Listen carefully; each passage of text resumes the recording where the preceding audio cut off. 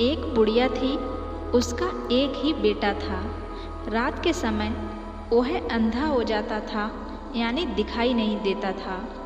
बुढ़िया ने किसी तरह गोलमाल करके एक रिश्ता ढूंढा और उसकी शादी रचाई। लड़की सुंदर थी, उसके मायके वाले भी अच्छे लोग थे, मगर बुढ़िया इतनी चतुर थी कि बहू या उसके परिवार वालों के आगे उसने यह रेस बनाकर रखा कि लड़का रात के समय अंधा हो जाता है, यानी उसको दिखाई नहीं देता। मगर सोचिए, यह सच कब तक छिपाकर रखा जा सकता था। शादी के बाद पहला त्योहार दिवाली आई। परंपरा के अनुसार लड़की के घर से न्योता आया। अब बुढ़िया को चिंता हुई, जाना तो था ही। उसने बेटे को सावधान करते हुए कहा, तुम बहुत सावधान रहना, रात को तुम्हें कुछ भी दिखाई नहीं देता और यह बात बहू के घर वाले नहीं जानते। तुम ऐसा करना कि रात को बाहर नहीं निकलना, कहीं भी इधर उधर नहीं घूमना और दिन रहते ही यात्रा करना। दूसरा यह कि वहाँ एक ही दिन रहकर लौट आना। अपनी माँ के कहे अनुसार वह दिन रहते ससुराल पहुँचने के लिए बहुत तेज़ी से चल पड़ा, मगर कितनी भी कोशिश करने पर भी अंधेरा होने से पहले वह वहाँ पर पहुँच नहीं पाया। उसकी नज़र धुंधली हो गई। माँ की चेतावनी याद कर वह एक जगह बैठ गया। उसके साथ किस्मत का खेला था। वह अनजाने में अपनी ससुराल के सामने के कूड़े के ढेर पर बैठ गया। वह वहाँ बैठा और उसकी सासू माँ कूड़ा फेंकने वहाँ आई। अंधेरा था, इसलिए उसने दामाद को नहीं देखा। उसने कूड़ा उसके सिर पर फेंका।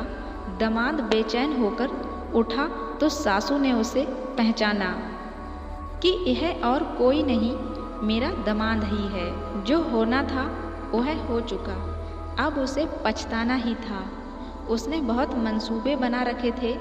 दामाद पहली बार घर आ रहा है तो उसकी बहुत अच्छी आवभगत करेगी, धूमधाम से त्योहार मनाएगी, रिश्तेदार और पड़ोसियों के आगे उसका सत्कार करेगी। मगर छी, यह क्या हो गया। उसको रोना आ गया। शर्म के मारे वह तेजी से घर के अंदर भाग आई। सड़क पर उसका 10 साल का बेटा भैंस को भगाता हुआ घर लौट रहा था।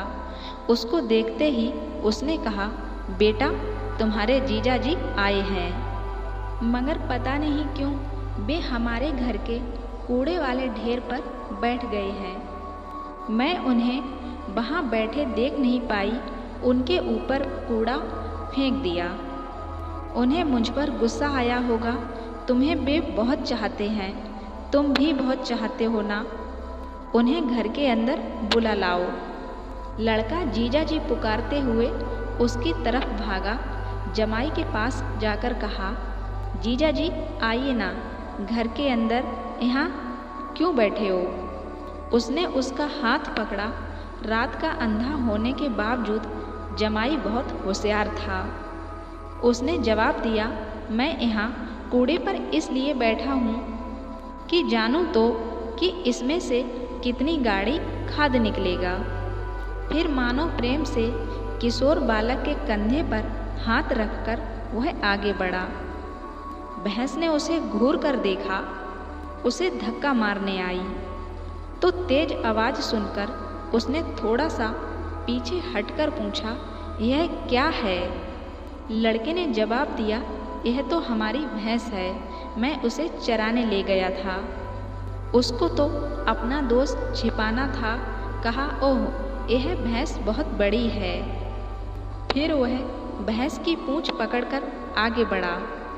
इस तरह आगे बढ़ने पर वह धान के भंडार के पास आई। उन दिनों अनाज को जमीन में गड्ढा खोदकर खत्ती बनाकर उसमें जमा किया जाता था। वह अंधा उस गड्ढे में गिर पड़ा। लड़के ने घबराकर पूछा, हाय जीजा जी, क्या हो गया। क्या आपको ढंग से दिखाई नहीं देता। जवाब में दामाद ने कहा, ऐसी कोई बात नहीं है। मैं सिर्फ यह जानना चाहता था कि यह अनाज का भंडार कितना गहरा है। मैं भी इसी तरह का अनाज जमा करने वाला एक भंडार खुदवाने वाला हूँ। कोई बात नहीं, तुम अब मुझे हाथ का सहारा दो, मैं ऊपर आता हूँ। यह कहकर इस बार भी उसने अपने दोस्त को छिपा लिया। दीवार का सहारा लेकर वह आगे बढ़ा। लड़के ने फिर पूछा, जीजा जी, आप दीवार का सहारा लेकर आगे बढ़ रहे हैं, क्या आपकी नज़र ठीक नहीं है? तो जवाब में उसने कहा, छी, तुम क्या कह रहे हो? मैं तो सिर्फ तुम्हारे घर की दीवार की लंबाई नाप रहा हूँ। घर के दरवाजे पर एक मेढ़ा खड़ा था, वह उससे टकराकर गिर पड़ा। तब मेढ़े ने उसे अपने सींगों से भोंक दिया। लड़के ने मेढ़े को एक चाटा दिया और जीजा जी को सहारा देकर उठाया। फिर पूछा, जीजा जी, आपने मेढ़े को नहीं देखा क्यों? नहीं नहीं, तुम समझो मेरी बात। उसका आकार देखकर मुझे उससे टकराने का मन हुआ, मगर देखो, मुझे तो उसने भोंक दिया, जमाई ने कहा। अंधेरा गहरा हुआ, रात हुई। सब लोग खाना खाने बैठ गए। सामने पटिये पर थाली रखी थी। त्योहार के अवसर का बढ़िया भोजन था, तो सासू जी स्वयं ही खाना परोसने आ गईं। विशेष अवसर पर महिलाएं खूब सज धज कर काम करती हैं। सासू जी नुपुर और चूड़ियाँ पहनकर परोस रही थीं। चूड़ियों की खनखनाहट से जमाई साहब ने समझा कि मेढ़ा दोबारा आया है और वह डर गया। घबराहट में आवाज़ सुनकर उस तरफ अपनी प्लेट उठाकर फेंकी। वह प्लेट सास के पांव पर लग गई। वह घबराकर रसोई की तरफ भागी। सासू को लगा कि जमाई गुस्से में उससे बदला ले रहा है। एक तो यह कि उसके सिर पर कूड़ा डाल दिया था और दूसरी वजह कि बेटी को खाना परोसने भेजना था। फिर बेटी ने खुद उसे खाना परोसा। रात को खाना खाने के बाद सब लोग सो गए। दामाद और बेटी भी सो गए। ऐसा हुआ कि आधी रात को दामाद को प्यास लगी। अंधेरे में लड़खड़ाते हुए दीवार का सहारा लेकर किसी तरह वह रसोई तक पहुंच गया। पानी पीने के बाद उसे अपने कमरे का दरवाज़ा नहीं दिखाई दिया। भटक कर वह उस जगह पहुंचा जहां पर सासू जी सो रही थी। यह सोचकर कि वह उसकी पत्नी है, उसने सासू जी के पांव छू दिए। अंधेरे में सासू जी ने समझा कि कोई चोर है। उसने चिल्लाकर पूछा, कौन हो? दामाद को अपनी गलती का एहसास हुआ। मैं हूँ, मैं, उसका जवाब था। सासू माँ ने पूछा, आप हैं? आधी रात में आप यहाँ पर क्यों आए हैं? उसने कहा, मैंने खाने की थाली आपके ऊपर फेंक दी थी। मैं आपसे क्षमा मांगने आया हूँ। मुझसे गलती हो गई, मुझे माफ़ कर दीजिए। जमाई की बात सुनकर सासू जी बहुत बेचैन हो गई। कहने लगी, कोई बात नहीं, आप अब अपने कमरे में जाकर सो जाइए। उधर आधी रात में इस शोर को सुनकर उसकी पत्नी की समझ में नहीं आया कि बाहर क्या हो रहा है। उसे सिर्फ यह पता था कि उसका पति पानी पीने गया है। उसने सोचा, माफ़ी तो सुबह भी मांगी जा सकती थी। आधी रात में इन लोगों की आवाज़ सुनकर पड़ोसियों को कुछ गलतफहमी न हो जाए, यह उचित नहीं रहेगा। वह बाहर आकर मामले को सुबह निपटाने के लिए कहकर पति का हाथ थामकर अंदर ले आई। रात बीत गई, सुबह हुई।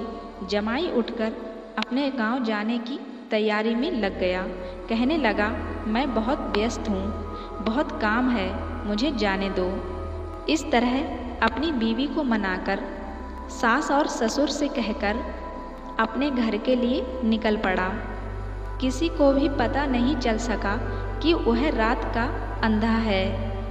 अपने इस कुशल व्यवहार पर खुशी मनाते हुए वह भी अपने गांव लौट आया और घर आकर उसने सारी बात अपनी बुढ़िया माँ को बताई तो माँ भी बहुत खुश हुई।